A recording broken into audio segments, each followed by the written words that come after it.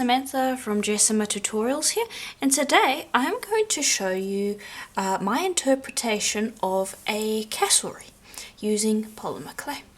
Now there should be an image of the bird on screen, and this is an Australian bird, one of which I've never seen in real life, but is one that I find quite fascinating. It's definitely quite dinosaur-like and was requested for one of these interpretation videos. So, as you can see, it's got a lot of blue and red highlights, and we're going to definitely be using that today along with the black, and we're going to be creating a large spiral pendant. Now, what I've got here are the colours that I have chosen, and this is all Prima polymer clay rolled out on the thickest setting of my pasta machine, or roughly 2mm thick. This is black, graphite, cobalt blue, ultramarine blue, magenta pearl, and peacock pearl. And from that we're going to be creating two skinner blends. Then I have a little skinner blend triangle over here, and I'm going to use that to cut out triangles for my blend, and it will just make it a bit quicker. You can cut out triangles by hand if you want, but this is part of my skinner blend cutter set that I sell on my Etsy store, Jessima Design. So if you're interested in that, there is a link to that in the description below, and it's a really good set if you're just getting started with skinner blends, as it can help you make a range of different blends. But what I'm going to do is, for the one blend which contains the graphite and the black, I will cut out a triangle, two triangles of each colour, and then for the coloured blend I'm going to cut out one triangle of each colour. And there we go. Then just peel up that extra clay, and you can put that back in their packages, because we're not going to use that. Here we go. And that one is a little firm, so it's stuck. That's fine. Pick that all up. And there we go. And it just makes the process of making a skinner blend a little bit quicker. Okay, and for the black and graphite, I have stacked the two pieces on top of each other for each colour, so that I have double the clay, but it's still going to form a relatively small skinner blend. And I'll just press them together like so, and that's the one blend. Then for the coloured one, you're going to start with the magenta, then the ultramarine blue, which is kind of a purplish blue, so it will blend with the magenta nicely, then the cobalt blue, and then finally the peacock blue. Alright, and with this one I'm going to show you how to create a blend very quickly. I would recommend putting it through your pasta machine. It will be a lot quicker to do that, but I'm going to show you how to do it by hand. And to do that, you will have created the triangles like I've shown here, and then you're going to fold them over, and you'll fold the same way every single time. And what this will do is it will start blending the colours together. And then use your roller to squish that down, and this is what the pasta machine will do and make it a little quicker. And then you would fold it again, and sometimes it will stick to a tile, so I'll just lift that up, fold, and roll again, and then you continue doing that over and over and over again until the colours have blended together to create a smooth blend. Alright, and here is how that colourful blend came out, and I do quite like it because you've got the metallics on either side along with the plain on the middle, and the metallics give it a little bit of a sheen, which is quite nice. This was rolled out on my thickest setting, so about 2mm thick. And then as for the graphite and black, there's not going to be a lot of difference in the blend, and I've rolled this out on the thinnest setting of my pasta machine, because that's going to go on top of this blend over here. And it's quite an interesting colour combination, not one that I've used before, so that's something interesting. But you're going to take this, and you're then going to pop that other blend down on top. And I do have ripples on this, but that is not a problem. You don't need to be concerned about that at all. That is something that ultimately isn't going to matter in the long run. Okay, and I'm just going to trim away the excess because that's going to take up space, and because it's all mostly black you could blend that together and it would be a perfectly usable colour. Then I'm going to run this back through the pasta machine on my thickest setting, making sure to expand it so that the blend goes this way and I'm not expanding it this way. And here is how that looks. So we've just got more area to work with. And from here I'm going to take this and I'm going to use some cornstarch to dust the surface. And that is just going to prevent it from sticking in my texture stamps. And I'm just going to apply a generous amount to the top. And I'm also going to do that on the back so that it doesn't stick to my fingers when I go to press it in the stamps. You could use water instead if you want. I just find cornstarch to be a little more reliable. And then I've got two texture stamps. I've got this nice dotted one and then this kind of tangled feather-like pattern, which I think would work well. And I'm going to just pop those together, and I'm going to take this and I'm going to lay it down so that the red is the dotted side with this sitting kind of halfway in between. And then I'm going to press the clay into both stamps simultaneously. Okay. And this can be a little tricky because you're doing both textures at the same time. You want to just make sure that you're not separating them, so when I'm pressing I am pressing in this direction so that I keep the stamps close together. That is just something to bear in mind, because if you're pressing out this way it's going to pull the stamps away from each other. Alright, and I'm just making sure that I'm getting a good texture. I don't want to use my roller because they're not the same height as one another. Okay, and that should just about do. And before I do anything else, I'm going to just bring over a baby wipe and run over the surface. And this is just going to remove that light layer of cornstarch on the back, so that when I go to shave it and stick it onto the tile, it's going to actually stick to the tile. Okay, and when you pull this out, just be gentle when you do it. I'm going to do this one first. This should come up cleanly. And the dotted one can cause a little more trouble, just in my experience, but that came out pretty clean. There we go. Alright, and I wasn't completely happy with the impression that I got here, so I laid the texture stamp down again and re-stamped it, just because it wasn't as deep as I would have liked. So that's going to look a little different from where it was. But now I'm just going to clean the tile because there is cornstarch there. I also am going to very lightly wipe the front to get rid of the cornstarch, because I want to be able to use the shavings that I bring off. And then again just wipe the back. And then you need to make sure that everything dries and then we can shave. And then once it's dried, just take the flat of your palm and press it down onto your tile so that it sticks. Don't use your fingers, the flat of your palm will get that done much better. Now I'm going to take a flexible tissue blade and I'm going to try to get nice clean shavings from this. And that should be the result. And then the pieces I'm just going to pop to the side. And I'm trying to get shavings so that I have the black in the pattern as well. There. And then you're just going to shave up the whole piece, revealing that skinner blend underneath. And yeah, you're just going to do the whole piece. Alright, and that's how it looks.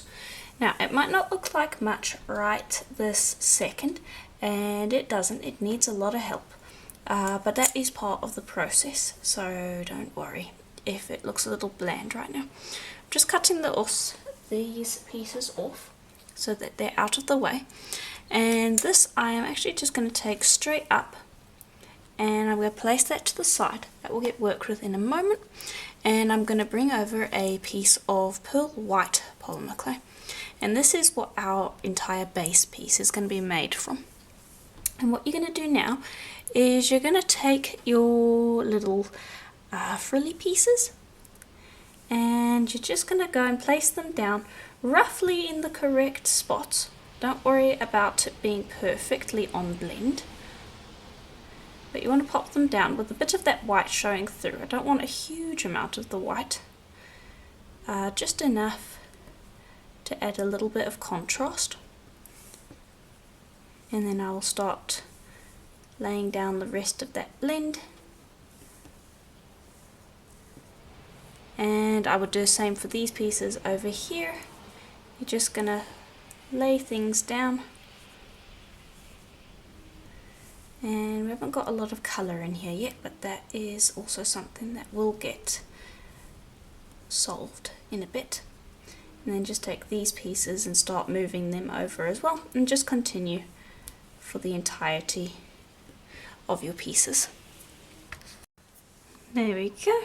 Then grab a piece of plain printing paper, place that over the top and burnish until you can't feel any pieces left.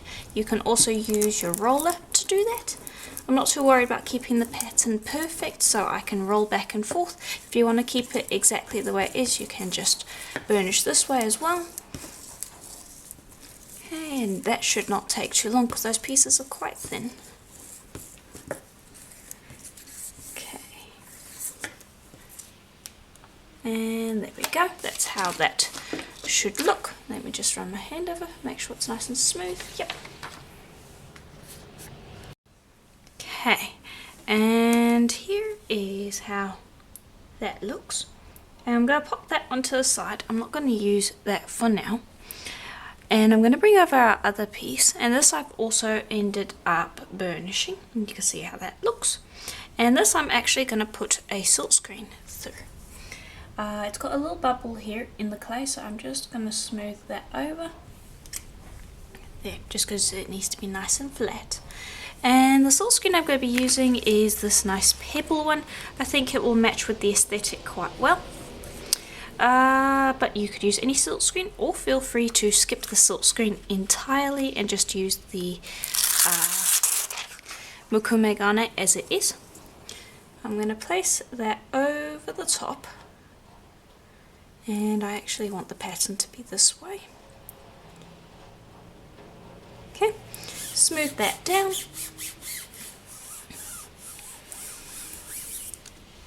This is the acrylic paint that I'm going to be using, and it's just plain white. And I'm just going to put a good amount down. You don't need a huge amount. Then grab a silkscreen, swipe, any card will do, and then just silkscreen over the surface. And I'm making sure that I am getting all of the spots, because I want to get a nice clean print. And then we're going to lift that up, and there we go. I'm really happy with how that looks.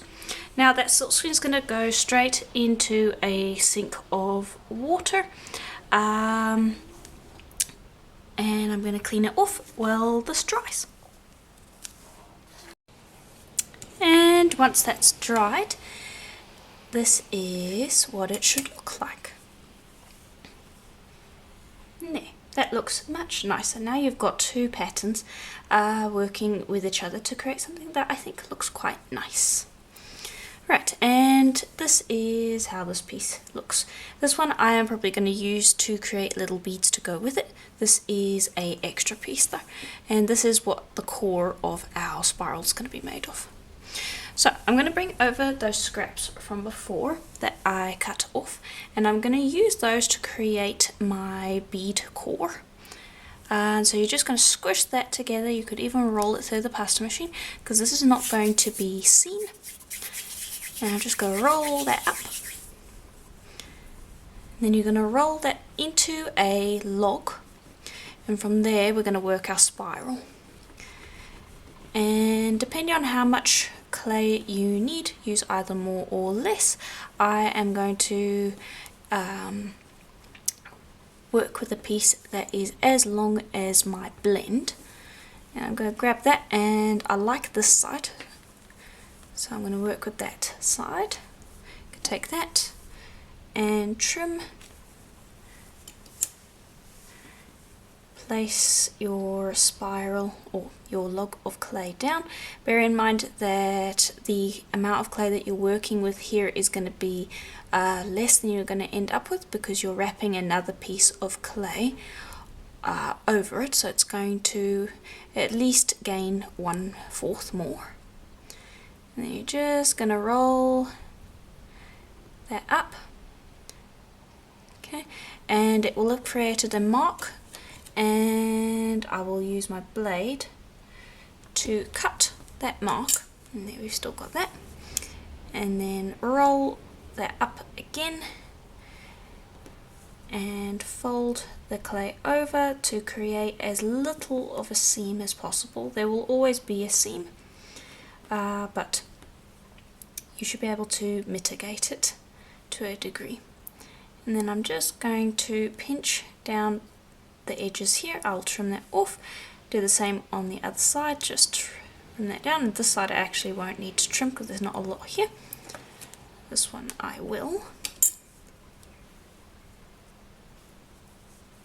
Okay, and there we go. And then from there you're going to take this and you're going to roll it, and this is both going to smooth that seam out. It's going to bond the layers together so that everything's stuck, and just going to smooth it out in general.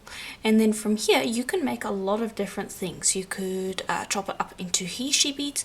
You could actually just form it as a hoop. I've done earrings like that before. That actually looks quite nice from what I can see there. So feel free to play around with it. There's lots of different things you could do. But I am going to create a spiral. So choose one end. I'm going to use the magenta end, and I'm going to squish it and start tapering it down. And I'm going to turn and squish and turn and squish, working it down into a point. And then after you've got that kind of moving along, you can use your work surface to taper that even further. Okay. And I am going to be making a bail, so this end also needs to be tapered slightly. So it's going to be a bit of a different taper. It's going to be not quite as triangular. It's going to just be a thinner version of the same shape. I hope that makes sense.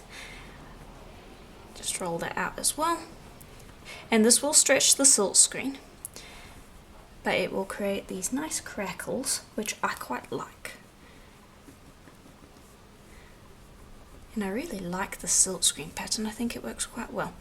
Alright, and I'm just going to continue shaping it until I'm happy. I'm going to get this taper a little more even. You can even squish things up right at the top here to make them a little bit thicker, and just get a nice even shape going. And that should do. Then bring over a piece of paper, because once you've got this shape you're going to want to just pop it straight into the oven like so. So you're not going to want to move it. And what I'm going to do is I'm going to gently start forming that into a spiral. Work gently, because sometimes the clay cannot want to do it immediately, and can crack if you push it a little too hard. So just gently coax it into the shape. It's generally this part that will give you the most trouble. And then I'll start working on this end. You're going to take that and very gently just start curling it over like that, and then just fuss with it until this and this line up. There we go. And that's how it looks. And from there I'm not going to touch it. It's going to stay exactly like that, and that's going to get baked at a at Primo's recommended temperature for a full hour. And because it's on a piece of paper, it shouldn't have any shiny spots, so we're not going to need to sand it. And just spend a little bit of time finessing that shape, making sure that it is exactly the way that you want it, because once it's baked it will be set in that shape. And with that out of the way, I am now going to bring this one over, and I'm going to cut off a strip from there.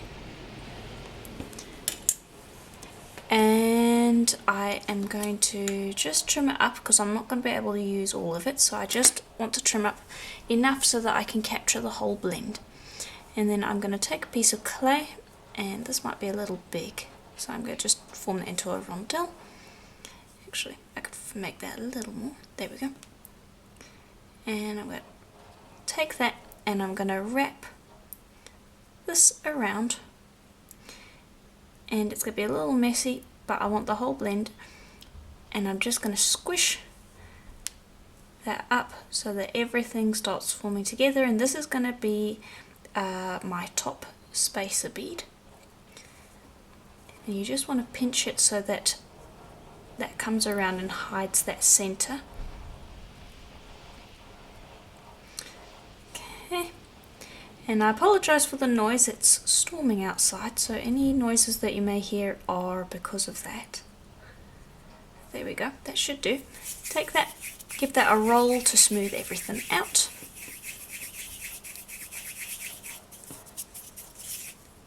Okay, and there we go. And then I can see where the tops are, so I'm going to take that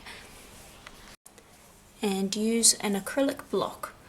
Once I've rolled it into a nice even ball, and I'm going to use that acrylic block to press down to create a rondelle. And this is going to be sanded, so the image will clear up a bit after that. But that is going to be the top bead, and I've made it with the one veneer that's a little less striking than the other one because I don't want it to catch too much attention. And I'm going to grab a little micro cutter here, and I am going to use that to make my hole, because I'm going to need a fairly large hole, so it's better to trim or to cut that out before it's baked, because a drill's not really going to be able to create that kind of hole, not easily anyway. And there we go, and there's your little bead. Right, and that's going to go with the other piece, and they're both going to bake for an hour. And here is how that looks once it's out of the oven. And you could choose either side, they both look quite nice. This is my preferred side because there's a little bit less silkscreen and you can see more of the colour, but this side the pattern is quite more obvious, so this is going to be a double-sided pendant. Now what I'm going to do is I'm actually going to leave it exactly the way it is. I don't need to seal it. You can see here I'm scratching and that paint is not coming off. If you bake good quality acrylic paint onto clay, it generally can hold up very substantially to wear and tear. Important thing is good quality acrylic paint. But you can seal this if you want to with something like Varathane. But I'm going to bring over some black hemp cord, and this is what I am using. So let me just bring that over. You can see it's hemp. I got this off of Fire Mountain Gems and Beads a number of years ago, but this is what I am using. And I've got 3 pieces of cord, all the same length as one another. And I'm just going to grab each of those, bring those down, grab the other end, fold them over, find the middle point, and then that is, let me just visualize this very quickly. I believe this is the correct way to go through. I'm going to pop that through there.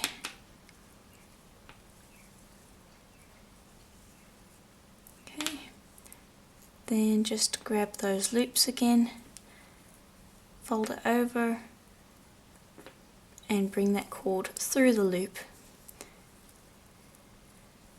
And that is how I would suspend the pendant.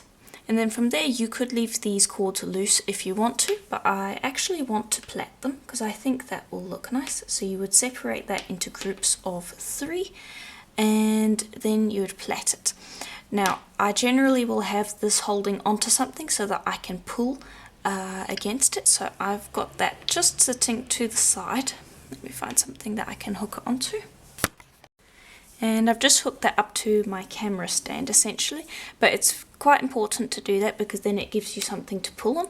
And I'm sorry if it's a bit out of screen, it's hard to get it in screen, but you're just going to be plaiting it loosely. If you don't know how to plait pieces, there are more detailed videos online that you can look up, but it should be very quick. Just plait up the entire length of the cord, and I would leave the other side until I had finished this one up. This one I will attach a cord into first so that I don't lose the plait, but this is up to you whether you want to do it. If you feel like the cord isn't thick enough, you could actually plait 3 versions of this and then plait again. That is something that I have done in the past, but I think this should be more than enough. And you can see that has only taken about 40 seconds, roughly, give or take, and just plait all the way up to the end, like that. And I will need to leave a little bit of a tail, but let me just unhook that. And there you can see how that ends up looking. Right, and what I've got here is a toggle clasp, 2 jump rings and 2 cord ends in gunmetal. And that's not a metal that I use all that often, but I think for this project specifically it actually will match quite nicely with the general colour palette and effect that we're going for. So then you're just going to take that cord end and just slot the cords in. Grab a pair of flat nose pliers and you're just going to fold over that cord, one loop or flap of the cord, and then fold over the other side, and that can be a little fiddly. There we go. And once you've got that, then give it a good squeeze to trap that, and that's going to also trap the plait in place. Then grab a pair of scissors and just snip that cord and clear it up. Okay, and there we go. That is 1/2. And then when you do this other part, plait it all the way up, and you're going to need to make sure that you trim off the same amount of cord. So just bear that in mind when you are doing the other side. And I am going to just show you how to finish it. You would just take a jump ring, open that up, loop that onto the loop of the cord end, and then attach 1/2 of your clasp, and then close that jump ring back up. And I'll just grab another pair of pliers to do that because that just makes it easier. There we go. And there, that's how you would finish up the other end. And there we go, all finished. And I'm quite happy with how that turned out. It's quite different from the other bird inspired pieces that I have done previously, that being that the design is a fair bit more bold than the previous ones. But yeah, I think it turned out quite well. Let me know what you thought in the comments below, and if you liked the video, consider leaving a like and becoming a member. There is a join button just below this video, or there is a link to my Patreon account. Both are great ways to support the channel and are both exactly the same, so either one is greatly appreciated. Another way to support the channel is to check out my Etsy store, Jessima Design, where I sell things such as the salt screen that I used in today's video. But yeah, that is just about it. If you're wondering what happened to the bead that I had, I decided against it in the design, just because I feel like it took away from the spiral that I'd made, and just didn't gel well with it, so that didn't end up getting incorporated. But feel free to incorporate that if you feel like it is a nice part of the design. But yeah, I do hope that you enjoyed, and if you have questions, leave them in the comments and I'll get to them as soon as possible, and I'll see you in the next one. Bye for now.